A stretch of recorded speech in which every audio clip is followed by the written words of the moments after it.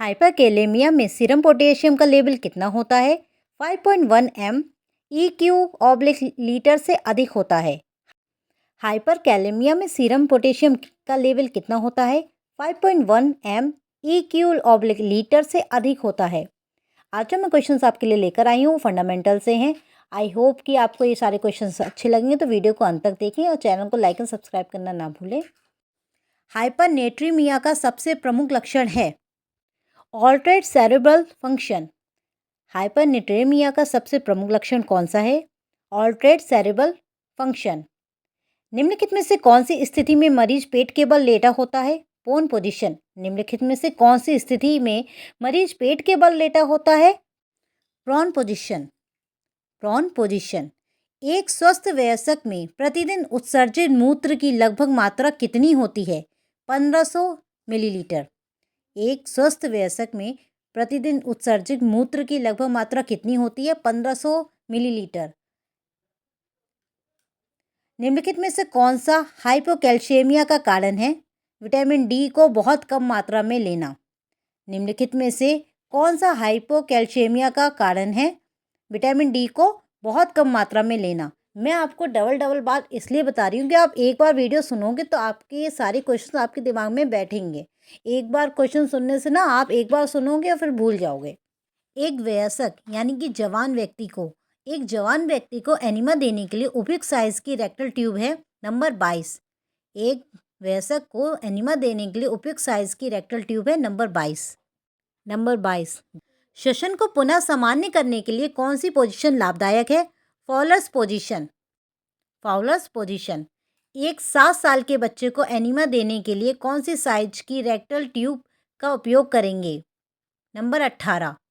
एक 7 साल के बच्चे को एनिमा देने के लिए कौन सी साइज की रेक्टल ट्यूब का प्रयोग करेंगे? नंबर 18। अगर आपको वीडियो अच्छी लग रही हो तो प्लीज़ लाइक का बटन जरूर दबाएं। एक पुरुष में कैथेराइजेशन करने के लिए उसे कौन सी पोजीशन प्रदान करनी चाहिए? सुपाइन। एक पुरुष में कैथेराइजेशन करने के लिए उसे कौन सी पोजीशन प्रदान करनी चाहिए? सुपाइन। मैं आपको बार बार रिपीट करके इसलिए बताती हूँ कि आप एक ही बार में आपके दिमाग में ये सारे क्वेश्चंस बैठ जाएं। मलाशय में प्रवेश कराए जाने वाला औषधि युक्त कोनाकार पदार्थ जो शरीर के तापमान पर पिघल जाता है कहलाता है स्पोजीट्री। निम्नलिखित में से कौन सा कब्ज का कारण नहीं है? तरल पदार्थों का अधिक मात्रा में लेना। निम्नलिखित में से कौन सा कब्ज का कारण नहीं है? तरल पदार्थों का अधिक मात्रा में लेना। निम्नलिखित में से कौन सा डिसोसिएटिव एनेस्थीसिया उत्पन्न करता है? कीटामिन। निम्नलिखित में से कौन सा डिसोसिएटिव एनेस्थीसिया उत्पन्न करता है? कीटामिन। मूत्राशय में मूत्र का बाहर त्यागना क्या कहलाता है?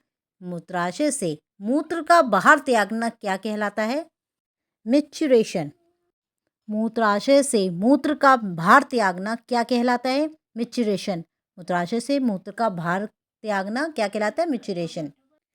ट्रम्पायूरिया का क्या अर्थ होता है? मूत्र के साथ मवाद आना।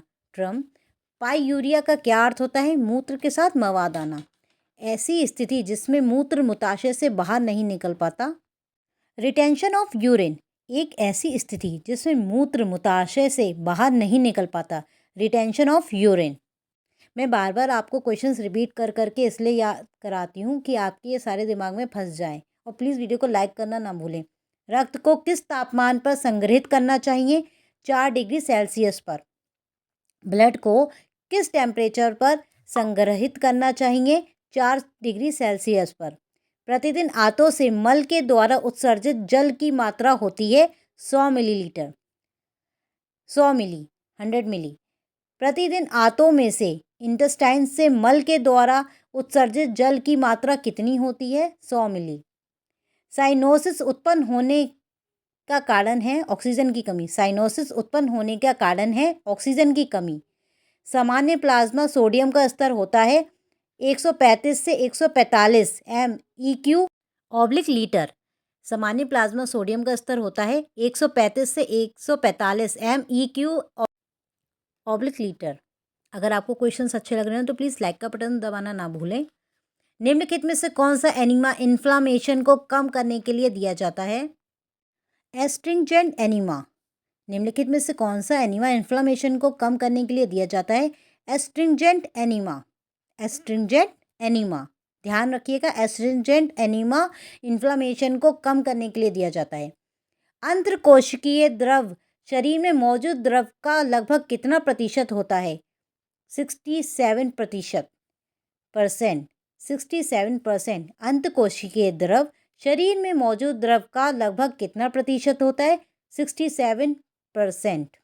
सामान्य गतिविधियों में एक औसत जवान को सामान्य टेम्परेचर पर प्रतिदिन लगभग कितने मिलीलीटर द्रव की आवश्यकता होती है? 2400 से 2600। 2400 से 2600। एनीमा जो कि आंतरिक परजीवियों को नष्ट करने के लिए दिया जाता है, क्या कहलाता है? Anthelmintic enema. Anthelmintic enema. Anthelmintic enema. निम्नलिखित में से कौन सा एनीमा गैसीय डिस्टेंशन को दूर करने के लिए दिया जाता है? Carminative enema. Carminative enema. निम्नलिखित में से कौन सा एनीमा गैसीय डिस्टेंशन को दूर करने के लिए दिया जाता है? Carminative enema. निम्नलिखित में से कौन सा एनीमा कर्मांकुचन गति को बढ़ाने के लिए दिया जाता है? Purgative enema. Purgative enema. निम्नलिखित में से कौन सा एनीमा कर्मांकुचन गति को बढ़ाने के लिए दिया जाता है? Purgative enema. ध्यान रखिएगा, परगेटिव एनीमा। एक ऐसी स्थिति जिसमें मरीज का हेड वाला सिरा पैरों वाले सिरे की तुलना में नीचे रहता है कहलाती है ट्रेंडेलेनबर्ग पोजीशन। ट्रेंडेलेनबर्ग पोजीशन। ऐसी स्थिति ट्रेंडेलेनबर्ग पोजीशन। अगर आपको वीडियो अच्छी लग रही है, क्वेश्चंस अच्छे लग रहे हो तो प्लीज़ लाइक ज़रूर कीजिएगा। नी चेस्ट पोजीशन के बारे में कौन सा कथन असत्य है? इसमें जांघें तथा टांगें 0 डिग्री के कोण पर बिल्कुल सीधी रहती हैं।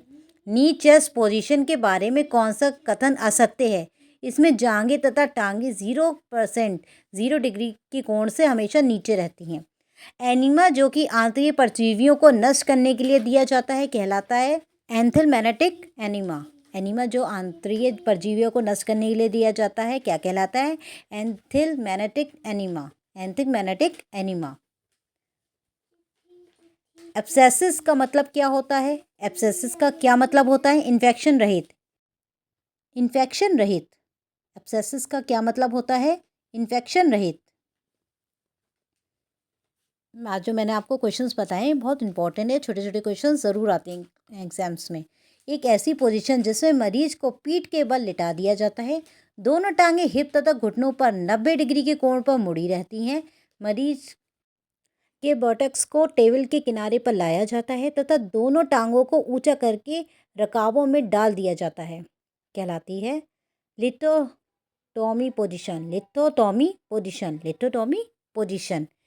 आशा करती हूँ जो मैंने आज आपको क्वेश्चंस बताए हैं आपके काम आएंगे, आने वाले एग्जाम्स के लिए यूज़फुल होंगे। तो वीडियो को लाइक एंड शेयर करना ना भूलिए। धन्यवाद।